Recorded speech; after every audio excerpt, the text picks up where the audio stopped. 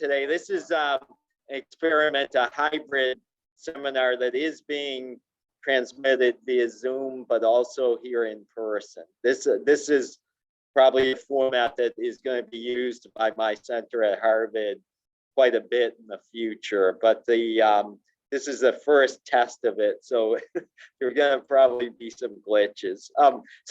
I do want to really applaud everyone here who has come in person to this convention. I certainly was determined not to take part by Zoom in the convention, Zoom only in the convention this year, and I'm very glad that others were willing to come, and I am especially pleased that people are here at today's session. Today's session deals with this book that came out a few months ago, The Soviet Union and Cold War Neutrality and Non-Alignment in Europe.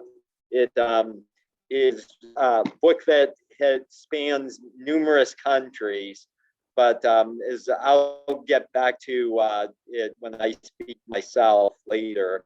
But the book covers the major, please mute it, Günter. How do I explain that? But is it muted?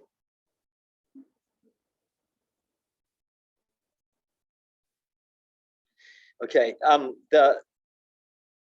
where's that feedback coming from?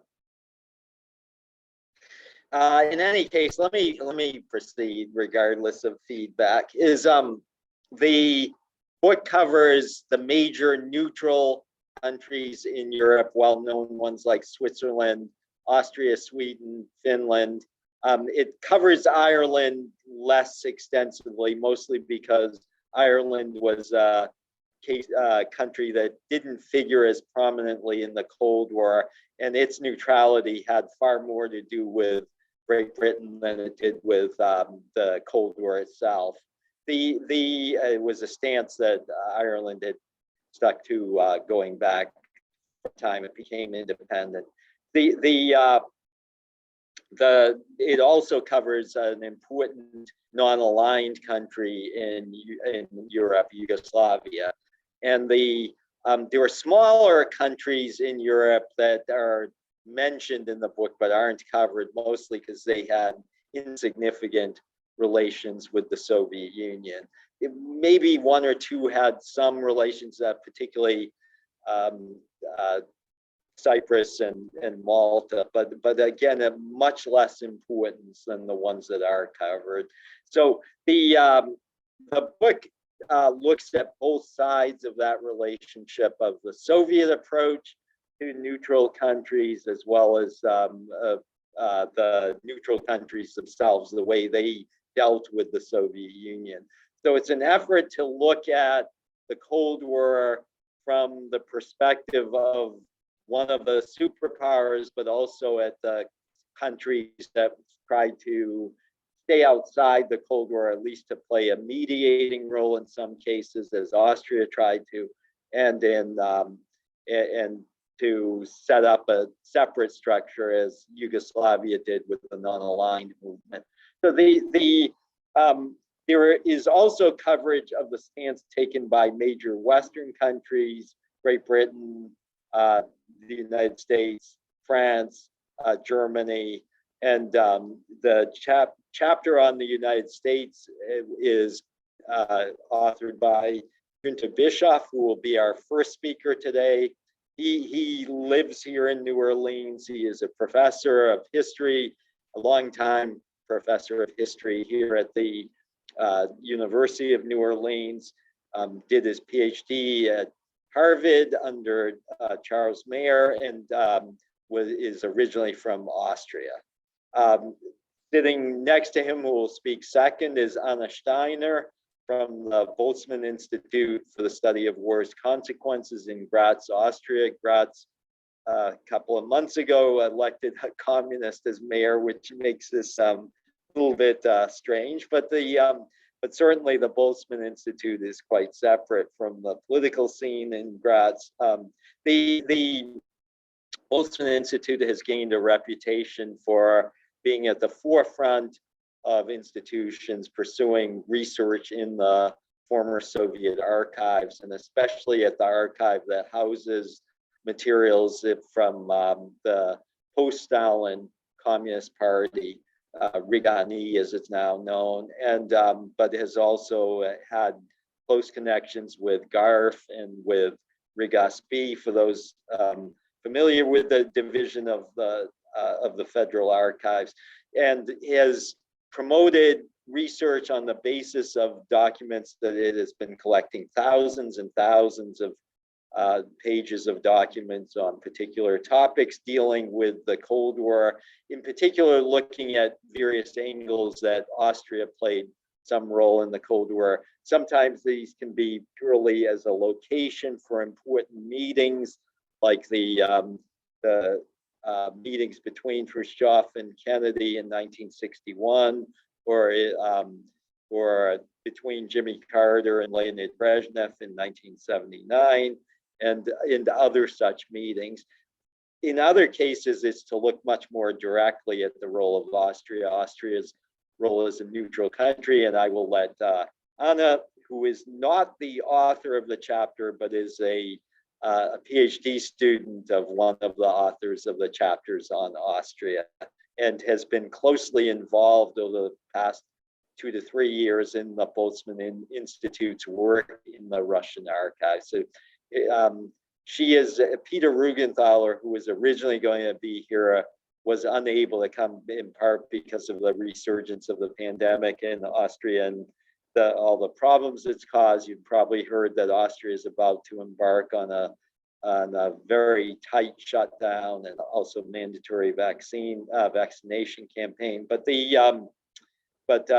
even before that, though, there were obstacles to his participation. Fortunately, Anna was able to come. Sitting to my right is Nadia Boyajieva, who is the author of one of the chapters on Yugoslavia and has dealt with Yugoslavia in a lot of her other published work.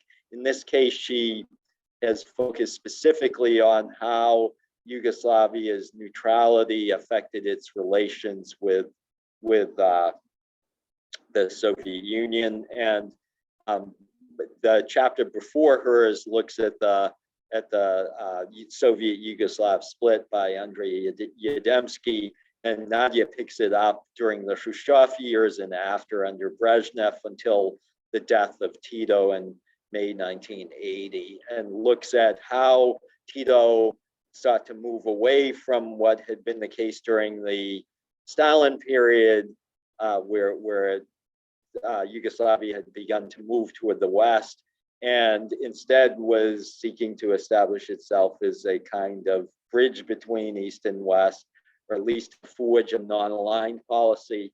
And that included a key role in the formation of what was the much larger non-aligned movement. And Nadia will discuss all of that in her presentation. And then I'll speak last. I am the lead editor of the book and wrote the concluding chapter of the book that covers the whole topic as best I could. And it is an effort. It's a large book and not always, how should I put it? It's a book that covers so much territory, it can sometimes be difficult to follow exactly what the Soviet Union thought of neutral countries. And so in that concluding chapter, I try to sum all that up. So let me turn first to Günter, and we will each speak for about no more than 10 to 12 minutes. And then we will open it up for questions from the audience. And when you do ask a question, I will then repeat it on Zoom. So don't be surprised if I do that. So please, Günter. Okay, ladies and gentlemen, good afternoon. First of all, thank you to Mark Kramer for organizing the panel. Thank you all for being here this afternoon in the city of New Orleans. And greetings to the colleagues at the Davis Center, and greetings to everybody out there in cyberspace. So this conference volume is based on the conference we did maybe 2 years ago or so in Stockholm, Sweden, and it was a memorable event. And due to Mark's hard work, the volume appeared much more quickly than I thought it would. Now, as Mark Kramer said, my assignment was to look at the United States and Austrian neutrality. And that's what I'm going to be talking about this afternoon. So I'm not a Soviet specialist. I don't speak Russian. So I've been working on the United States and the Cold War for a long time. So, of course, the main point is that Austria became neutral in 1955 as a means to get rid of its occupation regime. Austria having been occupied since 45, like Germany was, by 4 occupation powers, 3 Western powers, Great Britain, France, the United States, and then, of course, also the Soviet Union. Now, I'm going to tell you a little bit how the issue of neutrality came into the forefront. John Foster Dulles, who was, as you know, Eisenhower's Secretary of State, he didn't like neutrality much. And in 1946, in a famous statement, even called it immoral. He considered all neutrals as fence sitters. Now, in the case of Austria, actually, Dulles was quite pragmatic. Neutrality was discussed at the National Security Council meeting in October of 1953. And it was above all the U.S. military. The chairman of the Joint Chiefs at the time was Admiral Radford, who didn't like the idea of Austrian neutrality. Radford said, quote, "The neutralization of Austria, it would greatly weaken us in Europe, and particularly it would have bad effects on Germany." So he didn't like it. But Dulles said, well, if Austria wants to become neutral, we can't really do much about it. We cannot force NATO membership upon Austria. And then Harold Stassen came in this meeting. He was the head of the Mutual Security Agency, and he said, quote, "The status of neutrality did not necessarily imply disarmament." And that was sort of the key formula that led to to Austria's neutrality, that it would be armed neutrality. In February 1954, there was a Council of Foreign Ministers meeting in Berlin, where the German and the Austrian treaty, still unresolved 9 years after the war, were discussed. And in this meeting, actually the Austrians put forward the future neutral status as a means to enter occupation. And Dulles in the meeting said Austria's neutrality would be an honorable status, particularly if it was fashioned like that of Switzerland, meaning armed neutrality. And this is what Eisenhower had agreed to before Dulles went to Berlin. So the Swiss formula, if you will, became the deus ex machina to get Austrian independence. However, at this meeting, Vyacheslav Molotov again linked the Austrian treaty to German treaty and said, we won't sign an Austrian treaty before we sign a German treaty. So in that sense, again, Austria was being postponed. However, in the power struggle in the Kremlin in the coming months, and by the beginning of 55, Khrushchev was the primus inter pares in the Kremlin leadership. And Khrushchev sort of forced Molotov to accept Austrian neutrality.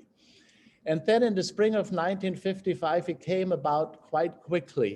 An Austrian delegation, including the chancellor, was invited to Moscow. And again, the Western powers didn't like them to go to Moscow and negotiate with the Soviets directly because they thought they weren't capable of doing that.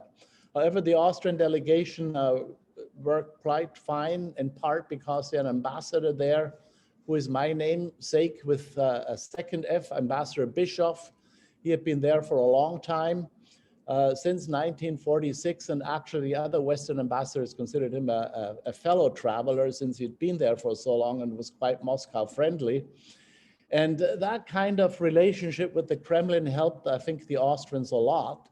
And the formula they agreed on is that Austria would be neutralized when the occupation powers, which is to say their soldiers, their armies, had left Austria 3 months after the signing of the treaty. And indeed, only a few weeks later, on May 15th, Dulles came to Vienna and signed the Austrian treaty that sort of would affect Austrian neutrality. Dulles, it was interesting, he came to Vienna from Paris because he was in Paris in order to directly integrate West Germany into NATO. And actually, I think Molotov came from Warsaw, where they had signed the Warsaw Pact, as sort of Moscow's response to West Germany being integrated into NATO. In the event, by October, mid-October, the soldiers had left. On October 26, the Austrian parliament signed a law of permanent neutrality. So now Austria was a neutral nation. However, initially, it defined its neutrality in a pro-Western fashion. And this had very much to do with this armaments issue because, as I said, the American military insisted on rearmament. They didn't want to have a military vacuum in Austria. And so what they did is they gave a lot of military hardware to the newly established Austrian army. And that army was tested for the first time during the Hungarian crisis of October, November 1956. It sort of passed the test in the sense there was no fighting. The Red Army did not come across the border. But of course, Austria had to deal with a huge number of Hungarian refugees, over 100,000. So Austrian neutrality then had to sort of be redefined after the Lebanon crisis of 1958, when in fact, up until that point, NATO airplanes, American airplanes had crossed Austrian airspace in the Tyrol and Western Austria from the two NATO flags of West Germany down to Italy, and now, of course, to the Near East, to Lebanon. And initially, the Austrian government tried to work with the Americans and said, well, as long as your planes fly high enough that the people can't see it on the ground, it's okay if you cross Austrian airspace. But then the Soviets protested, so after that, they didn't allow any more overflights. And subsequently, Bruno Kreisky became foreign minister of the Austrian government, and he defined what was called an active neutrality policy, much more equidistant between East and West. And that sort of came to Austria's advantage because it essentially that neutrality and Austria's equidistance that brought the Vienna summit of June 1961 to Vienna, meaning Khrushchev and Kennedy meeting in Vienna, discussing very important issues like Berlin, like various newly decolonizing countries, Algeria, Congo, Laos, Vietnam. All those issues were discussed without much success. In fact, if you look at the conference transcripts, Khrushchev pretty much bested Kennedy in this meeting. So subsequently then, Austria practiced this new active neutrality, which for Kreisky as foreign minister also meant a good neighborly policy, including its communist neighbors. And in the Czech crisis of 1968, again, there was much worry that the Red Army might cross Austrian territory, maybe by attacking Yugoslavia, or maybe Romania. But in any event, the Austrian government went to the American ambassador, which was actually a MacArthur, and the American ambassador asking him, well, what would you do if the Soviets violate our territory? And MacArthur said, well, I mean, that would be very serious if that should happen, if the Warsaw Pact should violate Austrian territories. But he did not really give any kind of inkling that the US was intervene, which of course the Austrians were after. So subsequently, the Austrians lived through the 1970s with a very soft kind of neutrality, by which I mean to say they're not willing to spend a lot on defense. Austria never spent much more than 1% of GNP on defense. So they rather spent their money on social programs than on defense. So you could say Austria, in a way, did become a free rider, expecting NATO to bail them out if there should be any kind of attack. And of course, the Soviets had planned, or the Warsaw Pact had planned, this came out after the end of the Cold War, that in the case of an attack against NATO, they would go through the Danube Valley and drop a couple bombs on Vienna.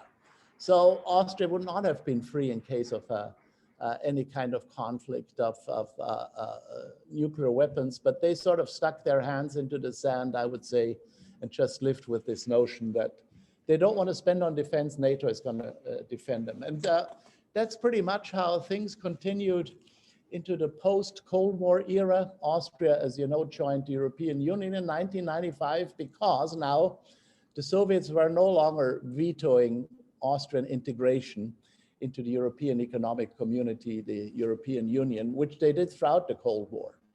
Once Austria was in the European Union, you could say neutrality was further diminished. However, the Austrians did not want to give it up. In 1998, for a brief while, they discussed joining NATO because their neighbors, Czechoslovakia and so forth, joined NATO and Hungary. However, 70% of the Austrian population wanted to hang on to neutrality because, in a way, you could say neutrality had become an important part of Austrian identity. Austrians associated the neutral status with a long period of peace after World War II, so they didn't want to abandon neutrality. And of course, it came cheap. However, within the European Union, they had to join the common European defense and security policy, and that meant a further diminishment of neutrality. So it is still neutral today, but I think if you look at the practice of their neutrality, it's not very persuasive. So thank you very much. I'll leave it at that. Very good. Thank you, Günter. Let me turn next to Anna, please.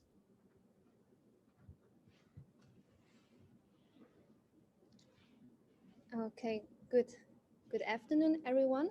Dear ladies and gentlemen, dear panelists, I'm very pleased to be here today. And everyone here okay? Oh, okay. You're gonna have to speak more loudly. Yeah. Okay, good afternoon. I'm before you today, as Mark said, not as a contributor of this volume that is being presented, but rather to introduce to you a project which is in a sense a follow-up project that the editors, I and many of the authors of this volume are currently working on.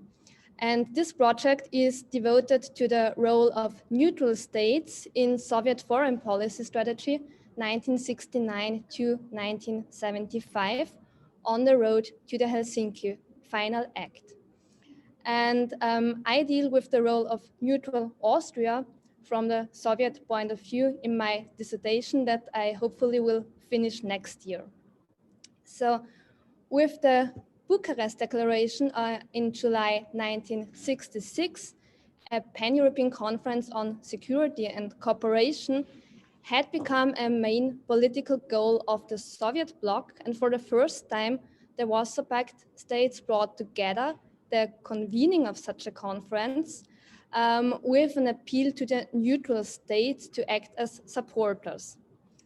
Even though Vienna's reaction to the idea of a pan-European security conference was positive from the outset, they remained reserved because Vienna apparently wanted to avoid being used as a propaganda platform by the East or even being seen as such in the West.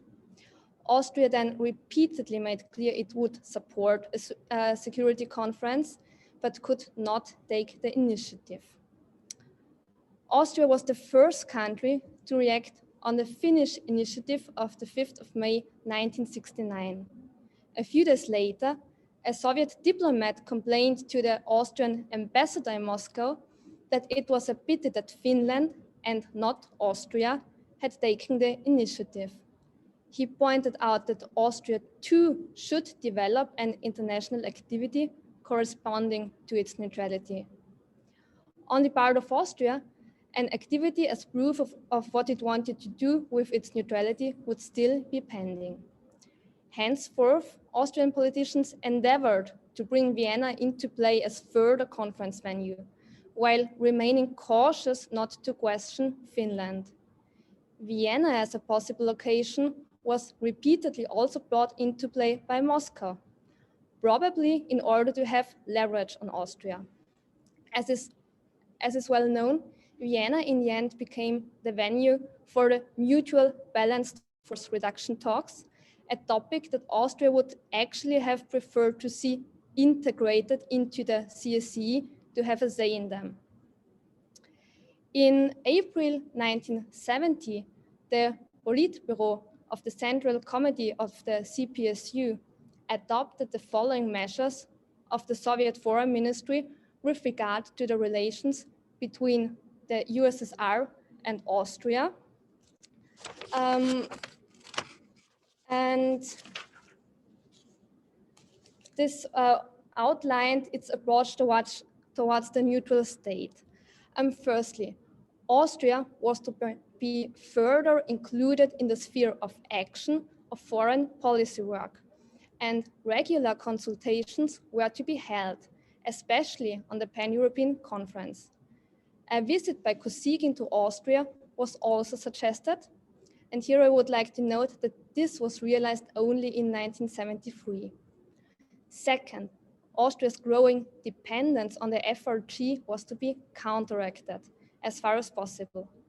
More use should be made of Soviet rights under the State Treaty, which imposed an Anschlussverbot, a ban of Anschluss on Austria, and if necessary, to uncover the political motives of the FRG on Austria in context with statesmen, especially those of France and Italy. Third, the policy of preventing Austria from joining the European Economic Community should be continued. Here it is striking to note that it was accepted internally that preventing a trade and customs agreement would obviously be difficult from a legal point of view of the obligations under the State Treaty. In any case, Austria must be warned not to take on any further obligations further than a trade agreement. In order to influence Austria's policy and to consolidate its position of neutrality, the Austrian government's interest in international negotiations and conferences taking place in Vienna should be more actively exploited, and trade and economic relations were to be further developed. So this was a Politburo decision of April 1970. In July 1970, Austria outlined its agenda for the negotiations on a pan-European conference in a memorandum. Austria included a proposal for the reduction of military potential in Europe, which was, however, rejected both by NATO and Warsaw Pact countries. Overall, Austria's memorandum showed a certain receptiveness for the East and did not, for example, address the Western demand for more freedom of movement. In June 1972, 2 points were added to the Austrian agenda. First, at Chancellor Kreisky's request, the European contribution to the thought in the Middle East. But it was not seriously pushed by his own state foreign ministry, nor by his delegation, because they knew that this point could not find any support. Secondly, freedom of movement was also added to the Austrian agenda in June 1972. It's interesting to note that Foreign Minister Kirchschläger had instructed his delegation right before the preparatory talks that Austria should not push too hard for this point at the conference and should not be a pioneer, as he thought this was rather a matter for silent diplomacy. Nevertheless, he gave his delegation half the way. One reason for Kirchschläger's initial reluctance towards being a pioneer in the subject of humanitarian aspects was that he did not want to, as he said, further anger Moscow in view of the fact that the free trade agreement between the European Economic Community and Austria came into force in January 1973, and the Viennese Foreign Ministry therefore feared an ice age, I quote, in relations with Moscow. But rather the opposite was the case. The reactions from Moscow were comparatively moderate. This is less surprising now, since the news sources show that Moscow had already accepted that it could not prevent the free trade agreement by 1970 at latest. Moscow's reaction was essentially limited to demanding, in a memorandum handed by the Soviet ambassador to the Austrian Foreign Ministry in August 1972, a guarantee declaration that Austria's agreement with the EEC would in no way alter the scope of rights and obligations under the State Treaty and the Neutrality Law. That Austria would take steps to eliminate any economic disadvantages resulting from the free trade agreement, and that consultations on economic and scientific technical cooperation between Austria and the USSR will be started. The Austrian federal government complied with these demands in a memorandum of September 1972. So instead of an ice age, as was feared by the Austrian Foreign Ministry, and I quote, orchestrated effort, as it was called in the Central Intelligence Bulletin, began on the part of the Soviet Union in 1973 to improve bilateral relations with the neutrals. In January 1973, Alexander Bondarenko, head of the Third European Department of the Soviet Foreign Ministry, suggested in a report to the CC of the CPSU that Austria should be more closely involved in the foreign policy actions of the USSR and that closer coordination should take place, especially with regard to the Pan-European Conference. He made suggestions along the lines of the Politburo decision of 1970 I already mentioned. With regard to the CSCE, he criticized that while Austria was actively advocating the conference, at the same time it created an artificial complication by bringing up the Middle East issue. During any consultations, Bondarenko wrote, Kreisky's interest in playing a more active role in European politics could be a useful tool. In April 1973, Brezhnev declared at the plenary session that in order to get the protracted negotiations in Helsinki moving, relations with the neutrals should be activated, as they, the neutrals, were a not yet fully exploited reserve. In July 1973, Kosygin finally paid a visit to Austria. In the communique of this visit, Austrian neutrality was, for the first time, there was a reference that Austrian neutrality was constitutionally anchored. And Moscow indicated they would not pose any further objections to Vienna's contacts with the EEC. At the same time, a 10-year program of economic cooperation between the Soviet Union and Austria was signed, to be followed by concrete trade agreements. As the Soviet embassy in Vienna concluded in an internal report, those agreements should also serve to keep Austria from being drawn further into the common market. Moscow also attached great importance to Chancellor Kreisky's visit to the Soviet Union at the end of May 1974. Kreisky, who from the outset would have liked a top-level conference instead of what he called another diplomatic conference, and who it seems was not particularly interested in the details of the negotiations, agreed at this meeting, to the horror of the Austrian delegation, to do everything possible for a speedy conclusion of the second conference stage and that the summit conference should take place as soon as possible. The Soviet embassy in Austria regarded this convergence of the Austrian position as immensely important, since Austria thus became one of the first capitalist countries to speak out officially in favor of a speedy summit conference. On August 1st, 1975, Chancellor Kreisky signed the final act in Helsinki.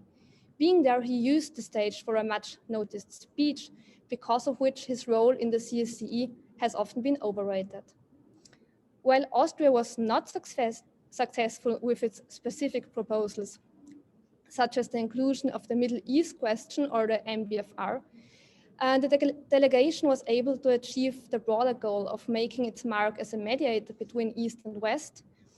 And the delegation in any case left its personal signature in the final act, since most of the text on human contacts come from Austrian pens. Austrian diplomats also drafted the text for the preamble of the third basket, which was regarded by Günter Bischof as a star hour of post-war Viennese diplomacy. Thank you. Yeah, thank you. Thanks very much, Anna.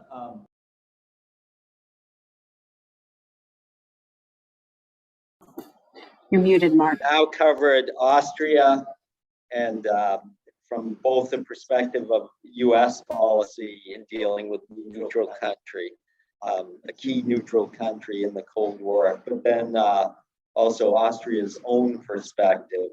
The book looks also at the Soviet perspective in some depth. And just as it does about countries that we're not going to discuss until I'll come to them later, Sweden, Finland, and Switzerland. But now let me turn to Nadia Boyajieva, who is professor of international relations and international law at the Balkan Studies Institute in Bulgaria, and also at Plovdiv University in Bulgaria. And she is, more importantly, a long-term visiting scholar at the Davis Center at Harvard. And so she has written a great deal about Yugoslavia, and in this book looks specifically at Yugoslavia's non-alignment policy. Please, Nadia. Good afternoon, and thank you, Mark.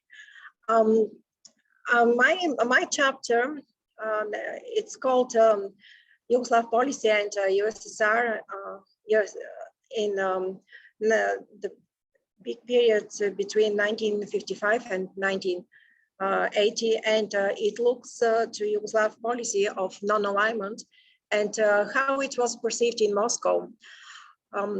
So in my chapter, I have made several major points. The framework of the chapter is to analyze the changing relationship between USSR and Yugoslavia from the mid-50s, when the two countries partly mended the bitter rift that the Soviet leader Joseph Stalin had provoked in 1948. And it looks through the relations between the two countries through 1980. The chapter, when Tito died, the chapter also traces bilateral ties between the countries in the late Stalin period, and also in the post-Stalin period, also during the rapprochement of the mid-50s. And then I examined how the relationship evolved into 60s, after Yugoslavia became one of the leaders of the newly founded non-alignment movement. The other topic that I discussed is about Yugoslav-Soviet relationship and how it was affected by the crisis within the Warsaw Pact in 1968. That culminated in the Soviet-led invasion in one of the Warsaw Pact member states, Czechoslovakia. That crisis embarked in international crisis, and it also affected badly relations between Yugoslavia and USSR.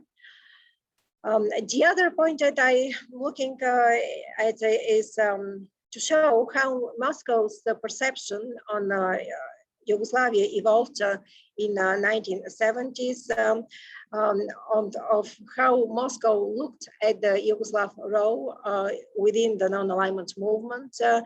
And at that time, we have a few attempts to improve relations when Soviet Union and Yugoslavia overlapped in some issues, and they ended up with trade, with improving trade and economic ties.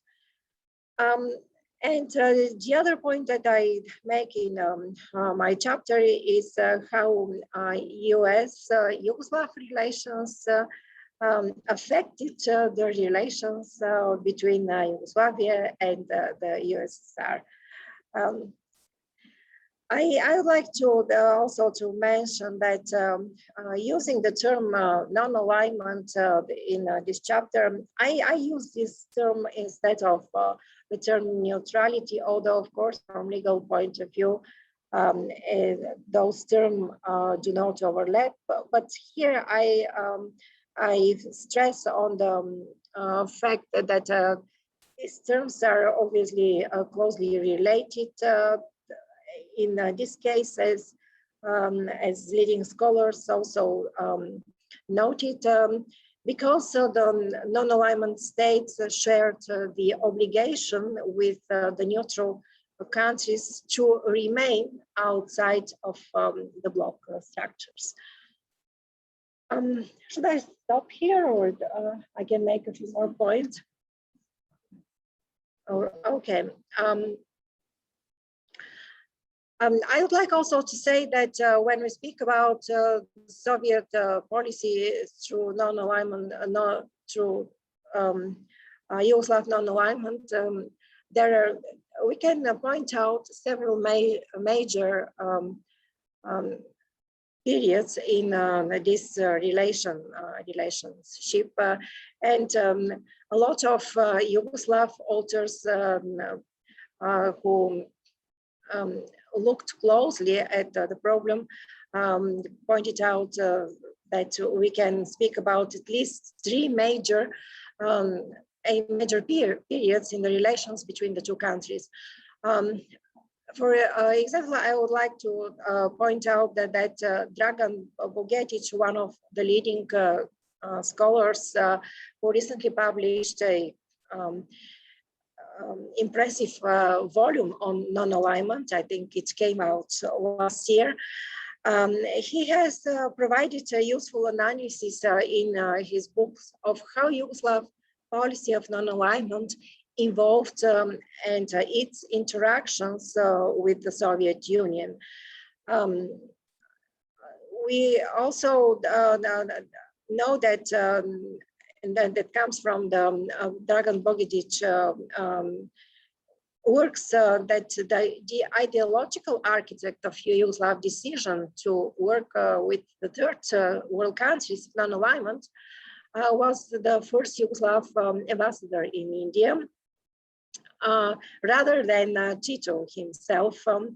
And that happened in the early 1950s, when Georgia, the ambassador, sent many cables to Belgrade using his closer ties with the leaders of India and Burma, accordingly with the countries that at the time had already adopted a non-alignment stance, as well as cooperation with other newly liberated countries that came to form the non-alignment movement.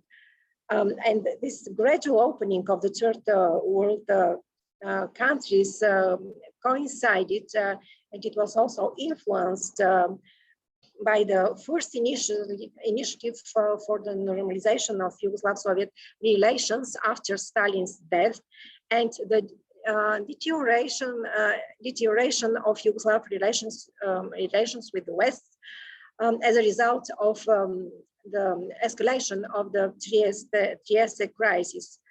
And the shift was cemented by Tito's trip to India and Burma in early 1956 and his meetings in July 1956 with Nehru and Gamal Abdel Nasser on future cooperation and non-alignment and non-alignment. So that meeting was at the Yugoslav resort of Brijuni, where they discussed how to expand cooperation outside of the East-West bloc.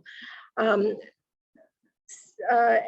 so this is how the relations with of Yugoslavia with non-alignment countries started. So how usually when it comes to non-alignment country, we can see that Yugoslavia is called in the works on non-alignment policy, works of scholars from Yugoslavia and also from other countries that examine this issue and study this issue. For the first time, Tito used the term non-aligned at the Osaka summit.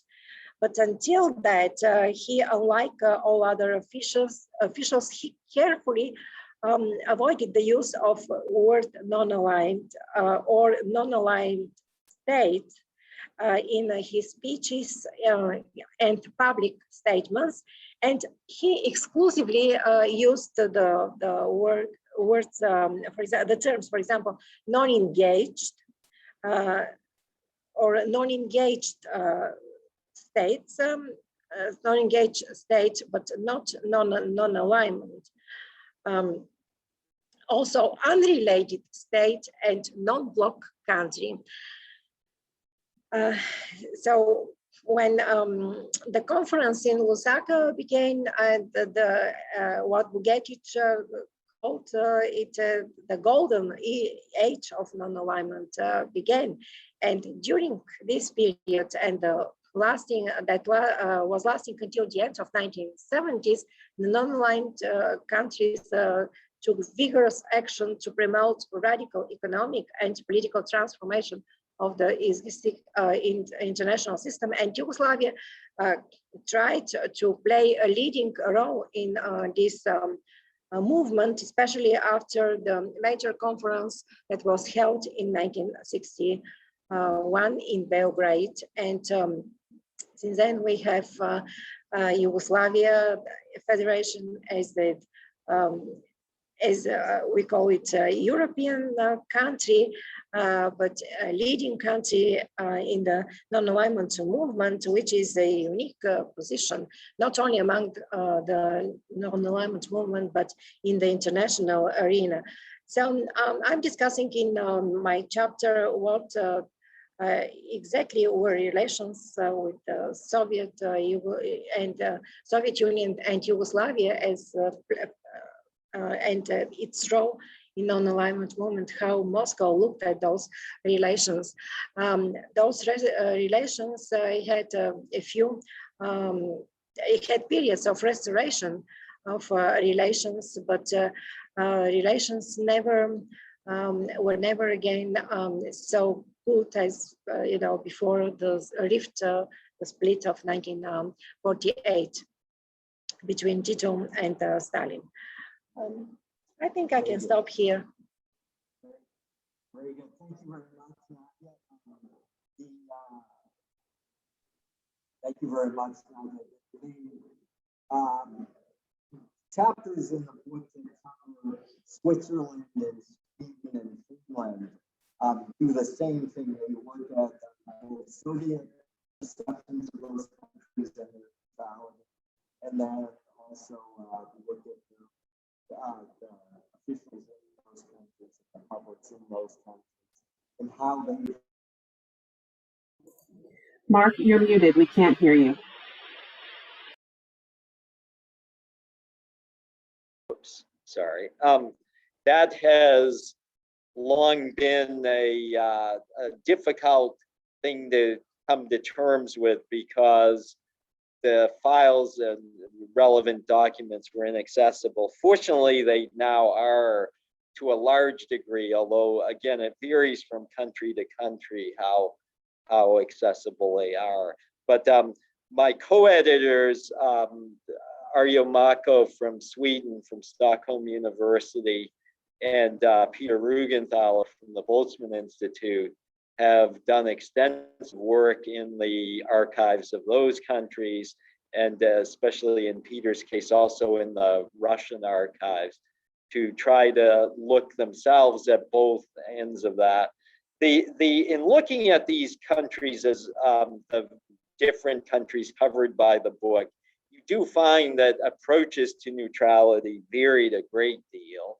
That as both Anna and Günter have mentioned, Austria started out in the Cold War as an occupied country and was for 10 years under four-power occupation, and became neutral only in connection with an effort to try to get rid of the foreign occupation. So Austria, when the final troops were pulled out the day after it adopted its declaration of neutrality, which was not part of the Austrian State Treaty formally, although everyone involved knew that the two were very closely connected.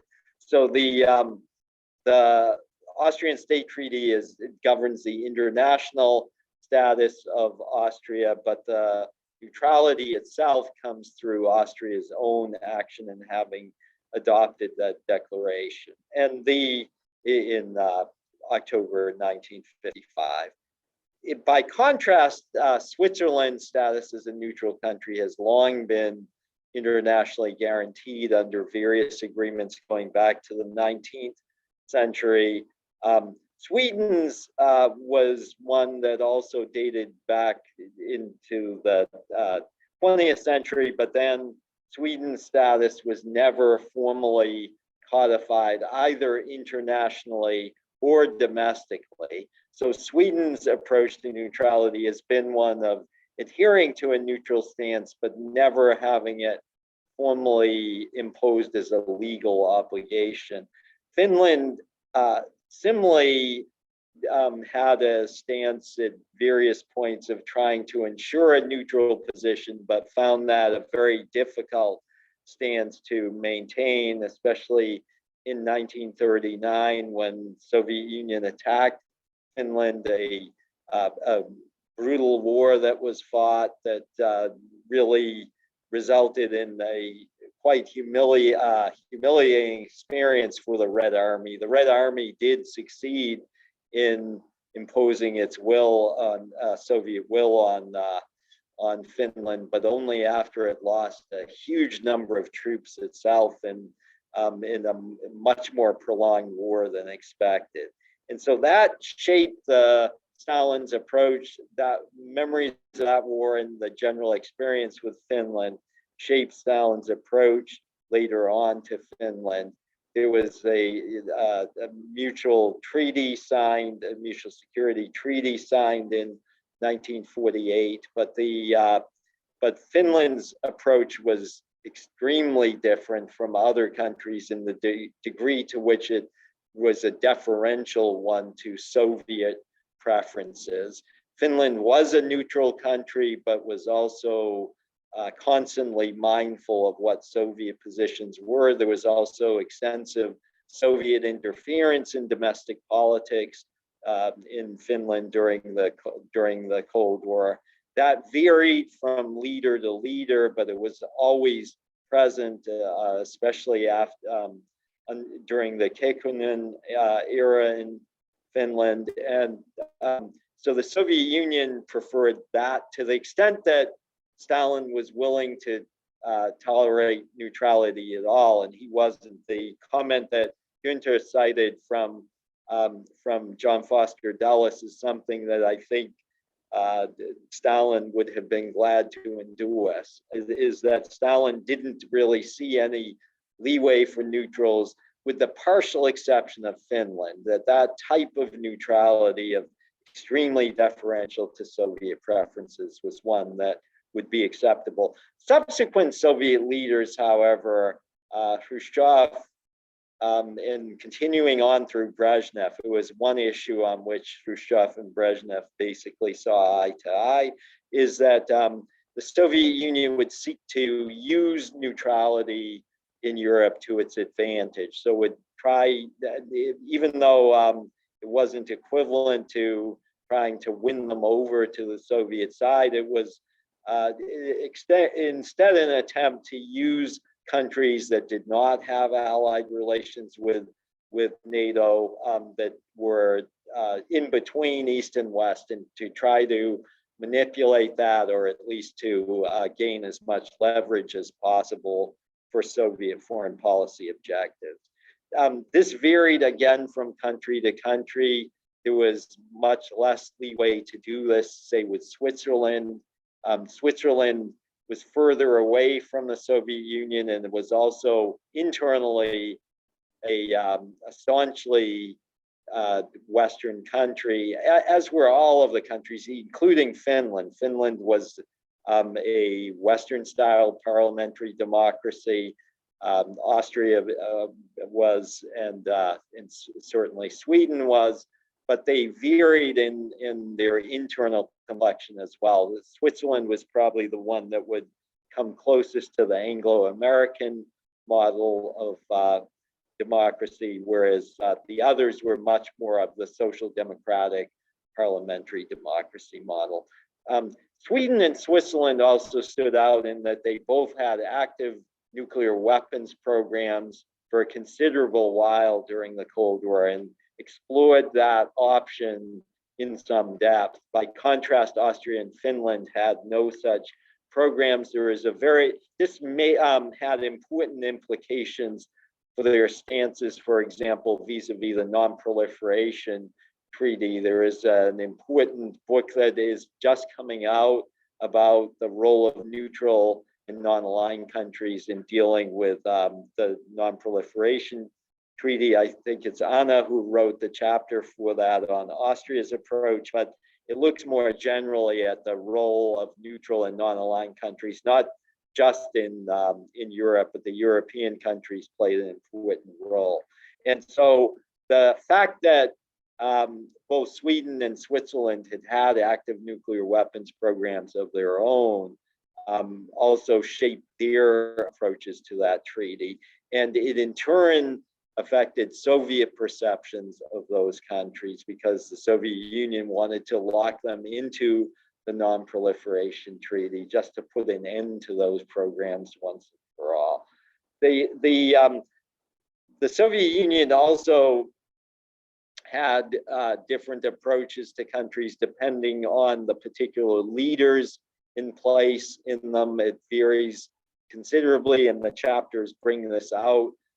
Certainly, Bruno Kreisky saw Austria's position quite differently from the way his predecessors saw it, and the same was true in other countries. That in Yugoslavia, for example, under Tito, the non-aligned policy was firmly entrenched and was one that was identified with Yugoslavia. But after Tito's death, it became harder to, even though Yugoslavia stuck to that position, as internally it began to fragment, that its role in the non-aligned movement too became harder to uphold, or at least it wasn't as salient as it had been during the Tito era. And similarly in Finland, in the post-Kekkonen era, even though there is still debate about the extent to which Soviet Union interfered in Finland in the 1980s, certainly after Kekkonen's death in 1982, the situation, with, at least from the Soviet perspective, was different because they had such a close relationship with him. For some Soviet leaders had such a close relationship. And similarly, under Soviet leaders, I've already mentioned Stalin's position and Khrushchev's and Brezhnev's, but it was true as well with Brezhnev's successors. Andropov tended to be more suspicious of neutral countries, and Chernenko was in office only briefly, was closer to Brezhnev's position. By contrast, Mikhail Gorbachev really saw the neutral countries as his almost models for the Soviet Union, but also countries he wanted the Soviet Union to work with. And that's why Günter mentioned, and I think Anna as well, that Austria had, and it wasn't just Austria, but Sweden and even Finland had begun to establish contacts with and make overtures toward what became the European Union in 1992, but was still the European communities in the late 1980s. And that was possible only because Gorbachev dropped what had been the longstanding Soviet opposition. When those countries had, in earlier decades, raised the prospect of joining the European Economic Community, the Soviet Union had made clear that it saw that as inconsistent with their obligations as neutral countries. So it turned out that only Switzerland to this day has not joined the European Union. Switzerland did in 2002 join the United Nations, which, unlike the other neutral countries that did join during the Cold War, Switzerland never had, but did join the United Nations, but to this day has stayed outside the European Union, even though on quite a few issues, Switzerland during the Cold War sided much more with the West than it did with the Soviet Union. It was a genuinely neutral country, played a very important role as a neutral country, but also on key issues like recognition of divided countries, East Germany, West Germany, North Korea, South Korea, recognized the non-communist part of those countries much earlier than it did the communist countries. And similarly, internally, Switzerland cracked down very harshly on its small communist party. Unlike in the other neutral countries, the Swiss Communist Party came under very tight limits and very similar way to what was done in the United States in the early 1950s. Is the Swiss, if anything, were even more aggressive in doing that. So there were very important ways in which Switzerland was identifiably Western, even though it played a crucial role as a neutral country vis-a-vis the Soviet Union. Soviet Union, interestingly, even though it objected to the prosecution of communists in Switzerland, did not push hard for that policy to be reversed, or at least as hard as one might expect. So in all of these ways, the experience varied from country to country, depending on the particular leaders in power at the time. But there are ways you can try to identify certain patterns in Soviet relations with neutral and non-aligned countries. And it is interesting to see in the post-Soviet period how the Russian government as well has dealt with some of these same countries. There's still echoes of the Cold War period, particularly in over the last decade. And that's why even for those who aren't that interested in current day affairs, I'm sorry, in the historical, the history of the Cold War, it can still be illuminating about current day Russian policy toward the neutral countries and even toward the former Yugoslavia, including above all Serbia, which is among the West Balkan countries that have not joined NATO. Several of the former Yugoslav components have joined NATO, but Serbia, Bosnia Herzegovina, two of the largest, have not. So with that, let me open it for questions from the audience. There is one question that I'll first deal with that is specifically for Nadia, which is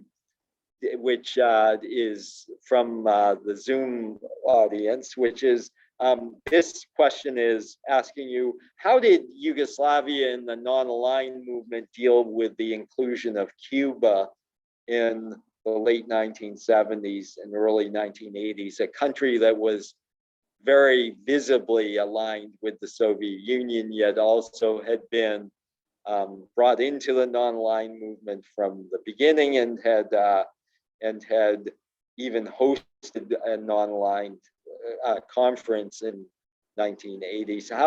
What problems, if any, how did the Yugoslavs view Cuba's participation? So unmute yourself, please, now.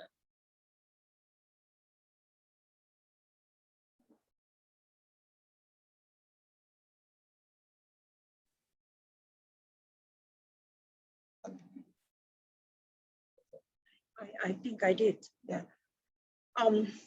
Well, although my chapter does not deal with specific relations with the Cuba, as I mentioned, my chapter is about Soviet policy to non-aligned policy of Yugoslavia. I can say that in the 1970s, in 1978, Yugoslavia, for example, strongly objected to Cuba's role in the non-alignment movement. That was a position at that time endorsed by the U.S. diplomats. In July, on the 31st of July 1978, an article in the daily Politicum criticized the Cuban draft of the Havana summit for omitting of other forms domination that had been included in the final report from Colombo. So the relations weren't good, and they deteriorated, and also between the two countries, and the Yugoslav at that time, the Yugoslav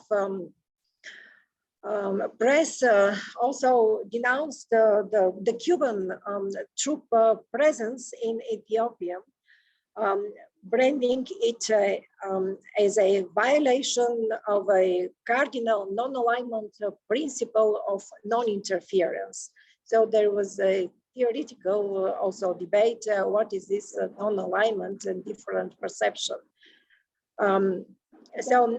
Also what I can say that during the next year, in September 1979, during the Havana summit, leader of non-alignment remarked at that time, the Tito, which is the leader of the leading country of non-alignment, with the authority of other leaders, of founding leaders of non-alignment, rebacked the Cuban effort to move the organization into a line with Soviet objectives, and to call for a return of non-bloc political principles and greater attention to the economic challenges facing the third world. During that summit, Tito's speech ensured the failure of Cuban attempts to present the so-called natural alliance thesis. So it was a huge theoretical debate. When it comes to Soviet position, the Soviet leaders saw no benefit at that time to trying to intervene in the clash between Yugoslavia and Cuba, fearing that it can lead or can have had an adverse effect on the situation and rupture the non-alignment movement at the time when Soviet officials were encouraging solidarity of this body along with anti-Western lines. So to what happened then, in addition, the Cuban leader Fidel Castro decided to align in his push to transform the non-alignment movement. Castro's retreat was wildly hailed by the Yugoslav press, as it called, Yugoslav press called the situation Tito's triumph, and also a celebration of unity in diversity. So I think that Good, very good, thank you. Okay, let me take questions from the audience, please.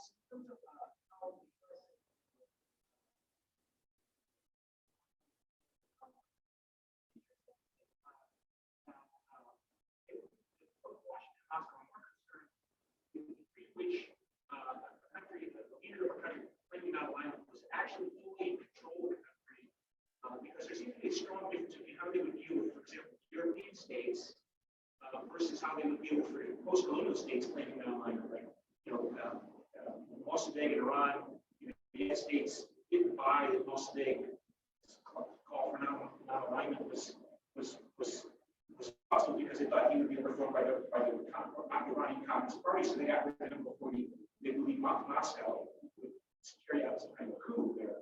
So you tolerated Romania or Ceausescu becoming de facto non-alignment, but Ceausescu maintained an iron control of Romania. Is there a sense that that's really what I think Moscow and Washington responded to non-alignment claims depended upon extent to which, most of them depend upon the extent to which they believe the country proclaiming, the authorities proclaiming non-alignment were truly in control of the state of the situation of their to explain why they treated post-colonial states differently than European states. versus, seeing Nonalignment basically, so far as seeing it basically as a disinformation campaign, right? Castro, who's supposedly a Russian puppet, or Moscow, who's a de facto Russian puppet, who's conspiratorially working through the Cold War. Okay, good. Let me answer as best I can. The book does cover other instances of attempts at neutrality, most notably Hungary's in 1956. Now, Hungary's effort which of course ended disastrously because Soviet troops moved in, crushed the revolution, and Hungary stayed firmly within the Warsaw Pact. So the Warsaw Pact had been created only the previous year in May 1955, and the same time that the Austrian State Treaty was signed, and the Warsaw Pact, being a relatively new organization, was still entering what it would become, because there was very little substance to it at that point. It was mostly a paper organization. So the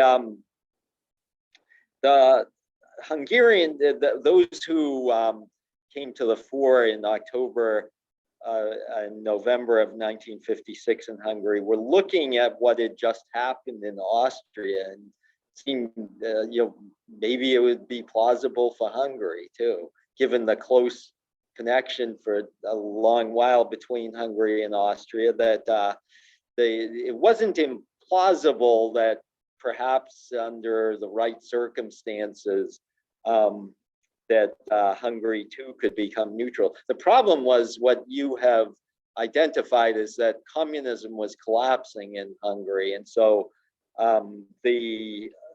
Hungary was going to be transformed into something entirely different. Had there not been the dismantling of in the violent dismantling of the communist system in Hungary, it's conceivable, it's not guaranteed by any means, but it's possible that something would have been tolerated in moving toward neutrality. But the reality was that communism was disintegrating in Hungary, and that was clearly intolerable for Soviet leaders. So that chapter is covered, I think, very well by Csaba Békés in the book. A less known case would be Albania, which is the one country that did manage to leave the Warsaw Pact, but also remained really a Stalinist country. Certainly until the death of Enver Hoxha in 1985, but even after Hoxha's death until 1990 or so, Albania remained about as orthodox a communist country as you can get. So it was the one country it was the only country on either side that actually left, because countries that for a while stayed outside the integrated military command of NATO, Greece and France, never actually left the alliance, and then Hungary's attempt to leave was crushed. So the Albania is a case that was sui generis case, because the Albanians did not describe their country as neutral or non-aligned. De facto, I think it could be regarded as non-aligned, but it never had anything to do with the non-aligned movement. It did not play any role in the CSCE negotiations, the Conference on Security and Cooperation in Europe negotiations. So it was a really unique case in Europe. The Romania that you mentioned, Romania did not, it certainly loosened its ties with the Soviet Union starting in the mid-1960s, sometimes defied the Soviet Union openly, as in August 1968 over the invasion of Czechoslovakia. For a considerable while in the late 60s, did appear to be trying to go the way that Albania had done, but never actually left the Warsaw Pact. And in fact, in subsequent years, even shored up relations with the Soviet Union to try to gain more oil supplies. And but it still had a special place within the Warsaw Pact. It was still a Warsaw Pact country, but had a special place within it that sometimes resulted in open defiance of the Soviet Union. So the Soviet Union, with that was something Soviet leaders were minimally willing to tolerate, as a country that stayed out inside, but that would be defiant at times. So yes, the nature of what happened in Eastern Europe was extremely important for the reaction the Soviet Union would take. But Yugoslavia's position was one that also had unique characteristics to it because of Yugoslavia's importance in the non-aligned movement. But still, from the Soviet perspective, what Yugoslavia was doing from 1950 through 53 was of much greater concern when Yugoslavia was moving toward NATO. NATO countries were selling, Britain and the United States were selling weapons to Yugoslavia, were sharing intelligence with Yugoslavia. The setting up of the Balkan Pact from the 1952 to 54, which seemed as a way of facilitating Yugoslavia's entry into NATO. All of that came to an end after Stalin's death. And so from the Soviet perspective, it was pretty clear that if they could keep Yugoslavia from moving into the West, that made non-aligned positions seem positive by comparison. So in all of these ways, the Soviet Union, to what had been its allies, took different approaches as well. So other questions, please. If not, there's another question here. Whoops, sorry.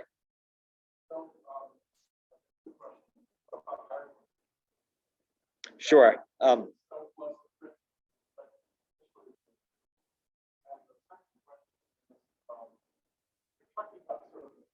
Policy, foreign policy, but communists are known for their kind of two-track foreign policies, including at the level of parties.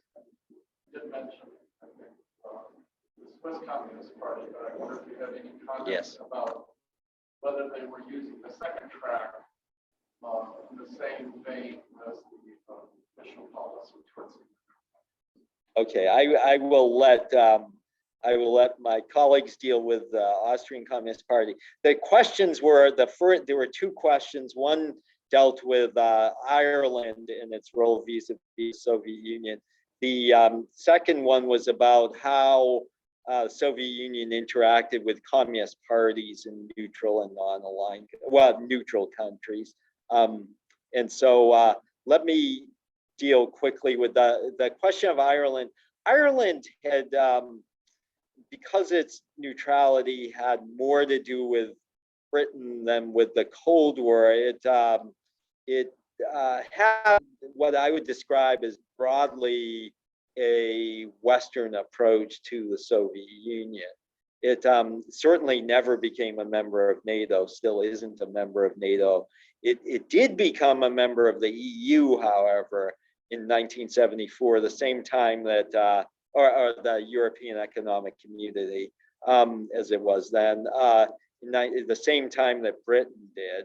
So that made it quite different from the other neutral countries, which the Soviet Union set limits on. They couldn't join the European Economic Community. So the Soviet Union didn't have that same type of relationship with Ireland, even though it did seek to maintain Ireland as a neutral country.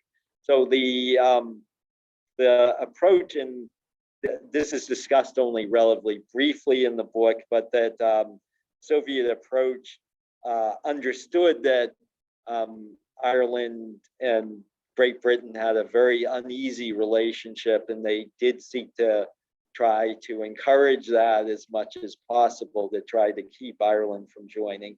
But because Ireland was distant from the Soviet Union, was geographically, I mean, was had in many respects, being part of the European Economic Community, was firmly integrated into Western institutions, that there were always going to be certain limits on Soviet influence vis-a-vis Ireland as compared to, say, Finland or Austria or Sweden or Switzerland. With regard to the Soviet relations with other communist parties, let me turn first to Günter and Anna. Would you care to comment about the Austrian? Yeah, the Austrian Communist Party, KPÖ, is an interesting case study. Just recently, a big book has been published by a communist historian who got access to their archives on the history of the Austrian Communist Party during the occupation period. Now, during that time, they went through an interesting transformation. Initially, when the Red Army liberated Vienna in mid-April 1945, they set up a provisional government with a socialist, Karl Renner, as the provisional chancellor. And Renner, of course, had been the chancellor of the First Republic when it was founded after World War I. So anyway, I think Stalin thought he could sort of pull him over to his side, and that's what the Western powers thought too, so they didn't recognize the fact that this government, the fact that 1/3 of it was communist. The two important ministries, the Interior Ministry, Police Affairs, and Education were in communist hands. So the communists had a strong position in that provisional government, which lasted only until November of 1945. On 26 November, I think there was the first post-war Austrian elections, so relatively early on, way before the Germans could elect the government. And in that government, the communists pretty much were voted out of the government. They were expected to maybe receive 20% of the vote. They got 5% of the vote. And just to please the Soviets, a minister was left in the government coalition, which was headed by the Conservative Party, the Socialists with them, sort of was a grand coalition, that's called in Austria. And there was one communist minister, and the Minister of Electrification, who left that government. The decision came that Austria would participate in the Marshall Plan. So you could say after the 45 election, the Communist Party had hardly any influence. That one question that that we historians discussed, did they try to launch a coup in Austria? Particularly, there was a strike in October 1950, which was started by the Communist Party. It was against the so-called wage price agreement, which they thought was against the working class. So they started a strike which turned into a communist strike. However, the Soviets didn't support it firmly. So it didn't go anywhere. However, the Austrian government then, and many historians afterwards, said this was a communist coup attempt.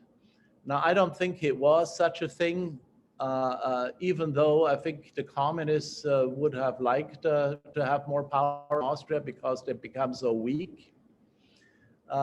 So, I mean, there is an interesting document that came to light recently. Historians like Peter Ruckenthaler were discoverers of it in the Moscow archives. Two leaders of the Communist Party went, I think it was March 1948, they went to Moscow and they suggested to Zdanov, Andrei Zdanov, that Austria should sort of be divided along occupation lines. However, Zdanov wanted to hear nothing of it. He didn't think it was a good idea to divide up Austria because the Soviet zone would be much too small, and the three Western zones probably moved towards NATO or towards the West. I mean, NATO was formed in 49, this happened in 48. So it's interesting in the sense that you're suggesting, was there a separate Communist Party of Moscow policy towards Austria?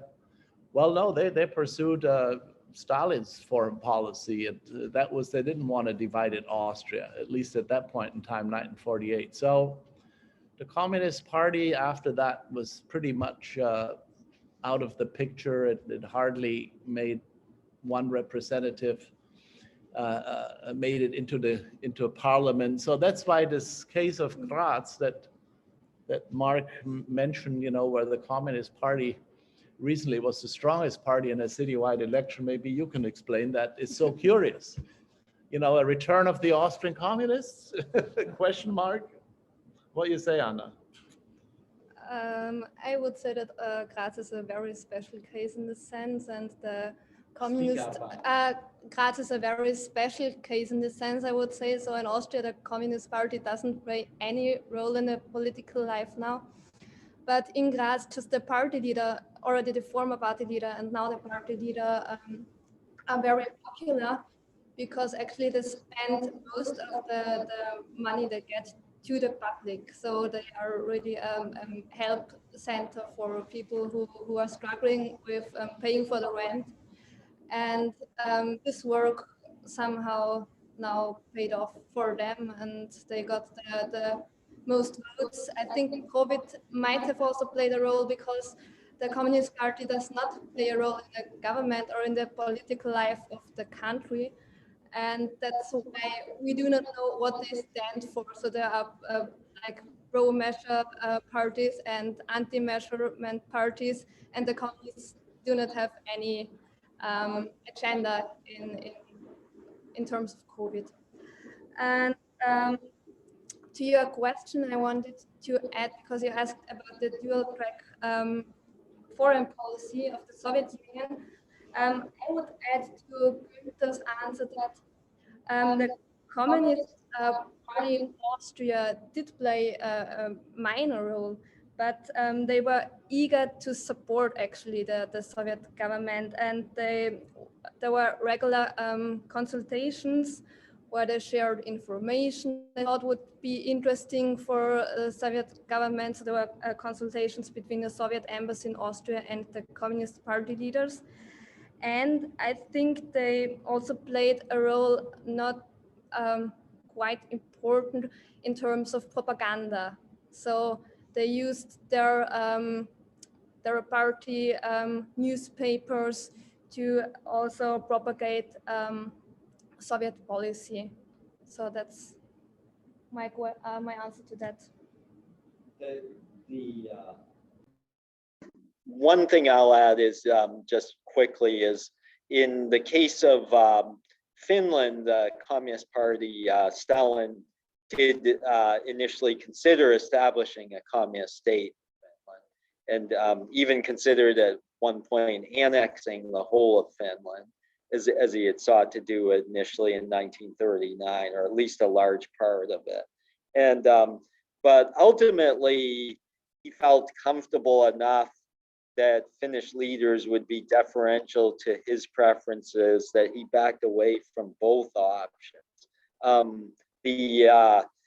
So either of those options would have been a huge setback for Finland. And so Finland, given the context, Finnish leaders, given the context in which they were operating in the late 1940s, probably ended up with the best they could do, because the other options were much worse. And so the Communist Party did play a role in holding out that prospect of establishing a Soviet-style communist state in Finland, but ultimately Stalin decided not to lend them the backing that they would have needed. There is, let me see here, there's a question, this one's also for Nadia, this is from the Zoom audience, is to what extent do you think the Soviet approach to the non-aligned movement was designed to increase differences between Belgrade and Washington? Do you see the Soviet efforts to use Cuba and to improve relations with non-aligned countries outside Europe was an effort to stoke tensions between Yugoslavia and the United States? speak up.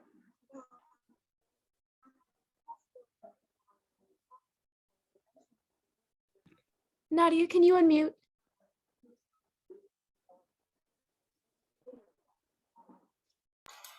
Nadia, we can't hear you on Zoom.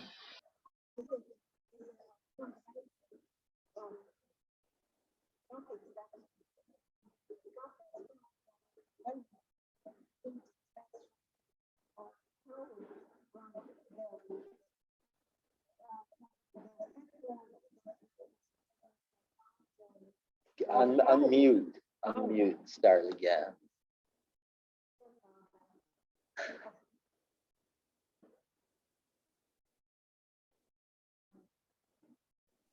Left.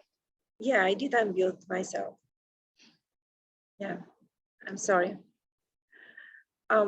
So when discussing the relations between Soviet Union and Yugoslavia non-alignment, another important factor that needs to be taken into account was the impact of U.S.-Yugoslav relations on the Yugoslav-Soviet relations. So that was the angle that I thought will be helpful to discuss Soviet Yugoslav relations on the large scale of bipolar system during the Cold War and the blocs confrontation. So I would like to stress that during the whole period, we see a relatively good relations with Washington, because to keep those relations was of high importance for Tito after the original split with the Soviet Union in 1948 and thereafter. Tito sought to keep good economic ties with the United States because he thought that that was very important for the Yugoslav economy. There were also a lot of examples of active measures taken by Yugoslav diplomatic and trade missions in the United States, especially in the early 70s, and afterwards by the embassy in Washington. The 5 consulates at that time, Yugoslavia had 5 consulates in the United States, which speaks itself about the relations between these countries in New York, Chicago, San Francisco, Cleveland, and Pittsburgh, and the 2 chambers of commerce, and also more than 30 offices in Yugoslav business organizations. So the United States ranked the Yugoslav foreign, ranked 4th in Yugoslav's foreign trade exchanges. In other words, maintaining active economic ties between Yugoslavia and the United States was an important condition for the development of good political contacts. Also, Marco mentioned in his comments about not only about the good trade relations in economic relations, but also about supply with weapons and military supplies by the United States to Yugoslavia during the whole period after 1948 up to 1980, even afterwards. Speaking about the good political contacts, we can point out a few exchange visits. For example, after Richard Nixon became U.S. president, he adapted a new policy and to Yugoslavia. A very friendly policy, and the very policy and strategy that sought a balance between Washington, Beijing, and Moscow. Nixon believed that economic relations with Tito could serve as kind of bridge towards East European capitals with a different mindset, and a way to establish contacts also with the third world countries of the non-alignment movement. So these elements of the U.S.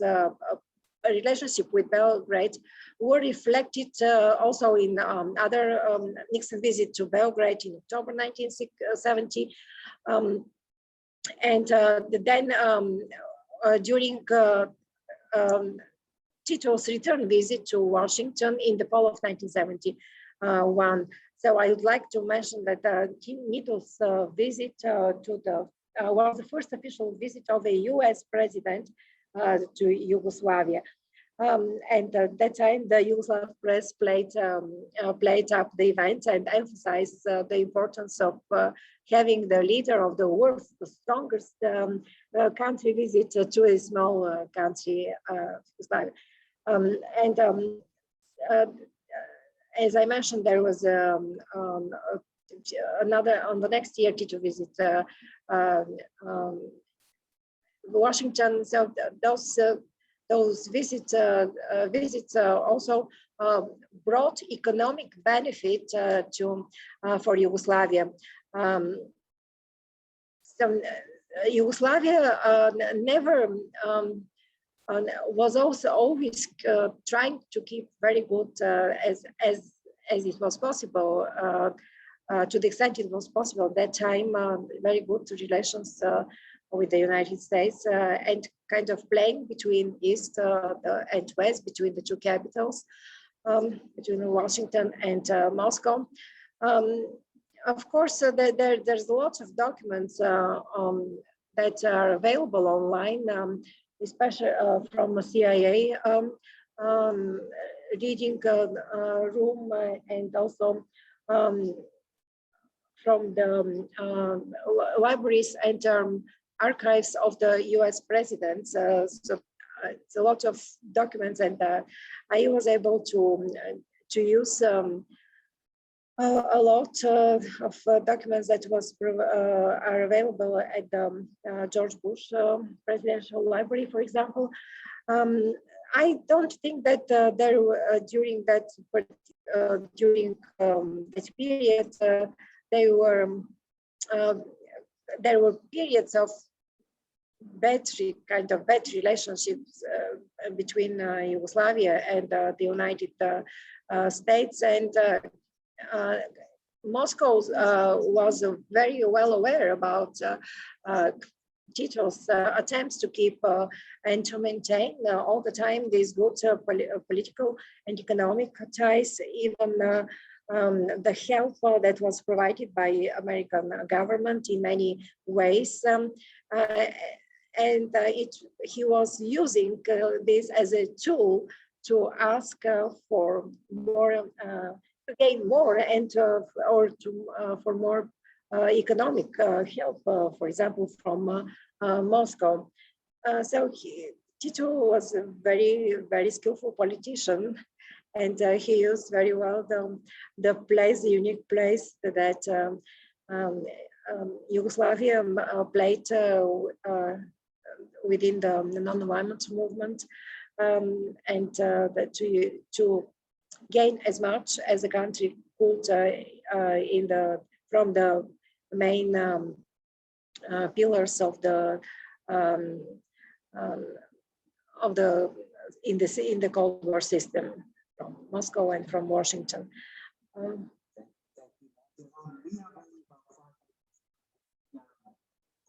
Two questions still. So one of them has to do with the role of China and how it's going to go in the talking countries. So we have only a few minutes left, and there's still two questions. One of these has to do with the role of China and how it sought to recruit European countries, specifically Albania.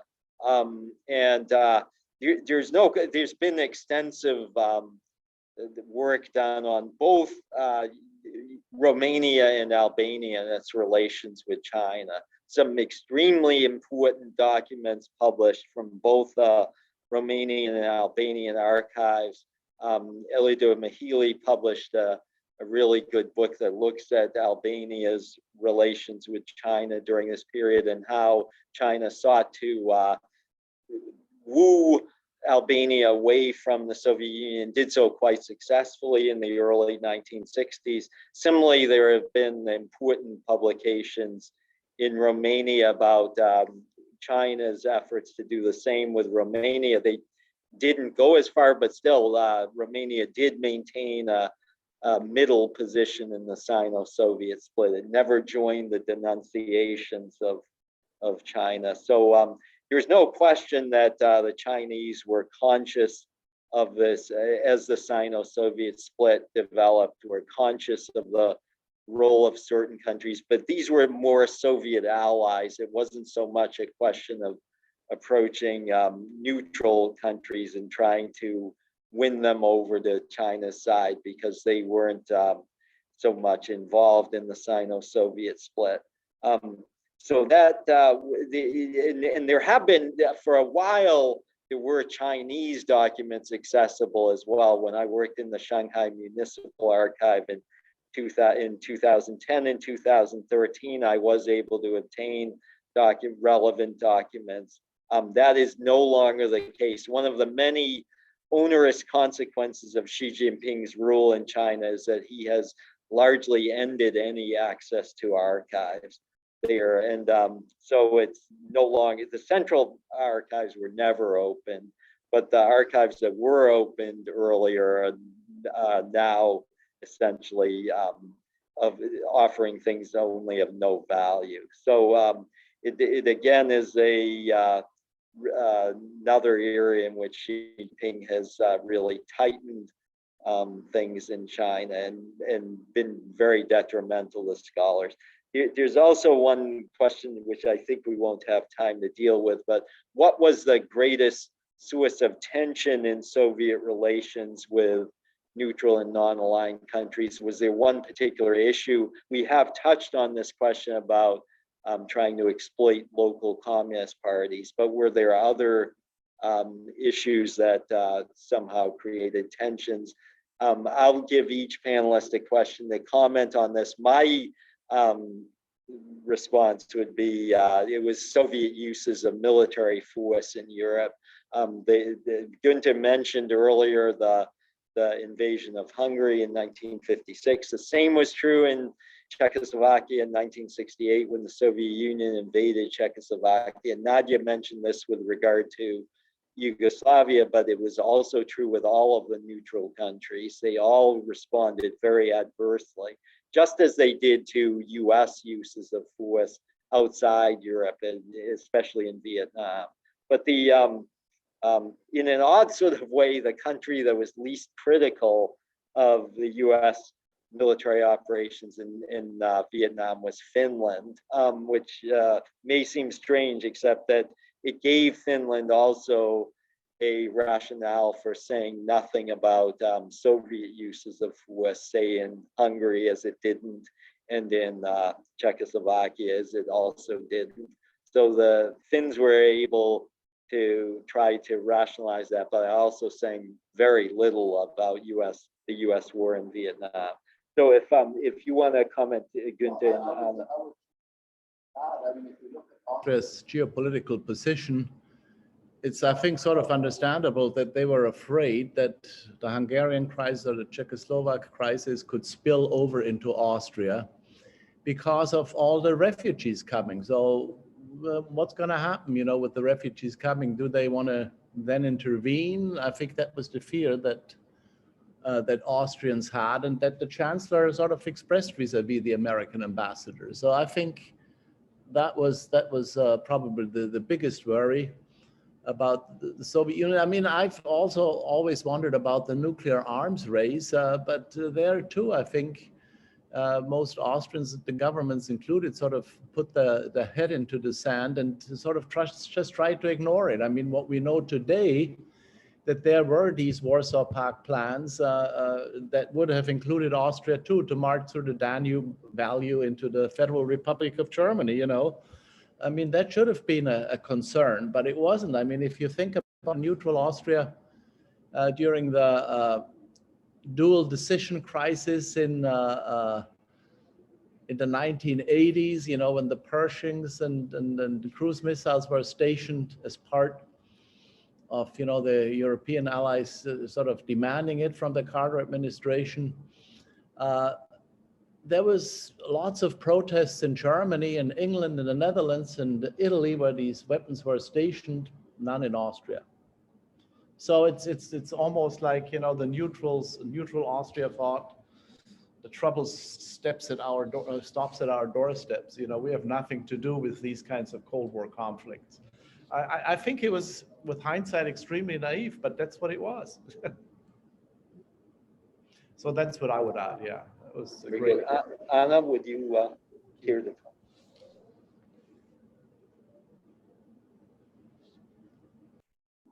Okay, let me. Nadia, please, and then we'll conclude.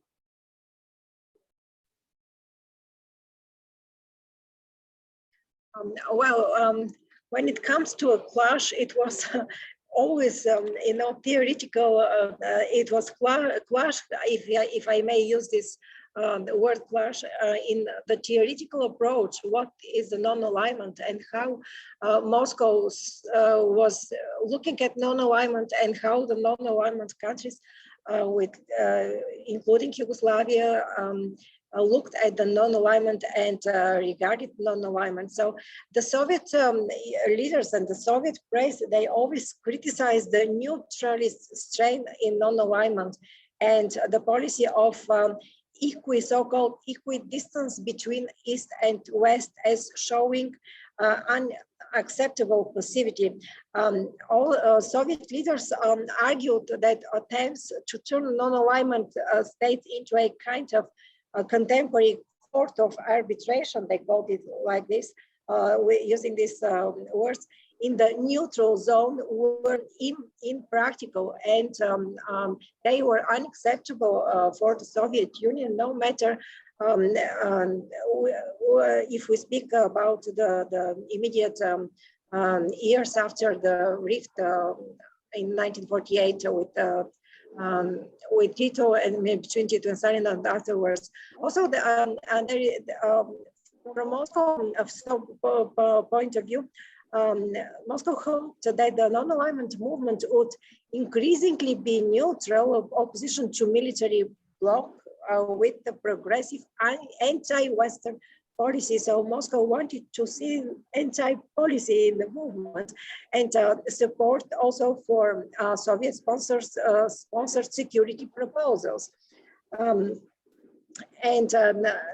was the difference in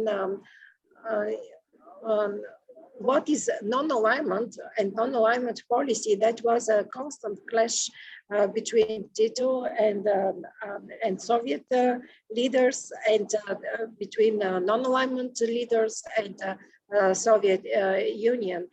So even though, for example, Soviet officials acknowledged Yugoslav contribution to the working out of a concept of non-alignment, they rejected Belgrade's emphasis on the autonomy, anti-bloc nature, and anti-hegemonism of the non-alignment movement, and Yugoslavia's support for a balance of power. So that was a constant clash, maybe, between Soviet officials and Tito, because Tito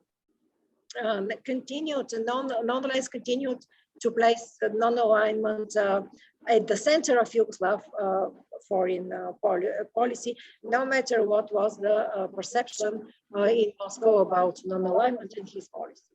Very good. Thank you very much.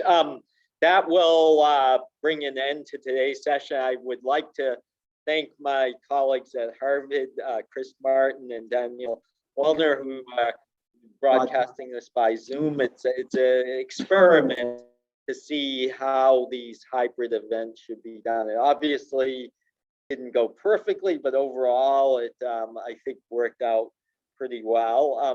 To the extent that it didn't work out perfectly, that was mostly because of me. But I would very much like to thank everyone here for having come to the convention and for having come to this panel and having been willing to try to restore something more resembling a real ASSIS convention, which I hope next year will be of the size that we're accustomed to. But even this year, it's so much nicer being here in person with everyone. So I want to thank everyone and for the questions you raised and for having been here. So thank you.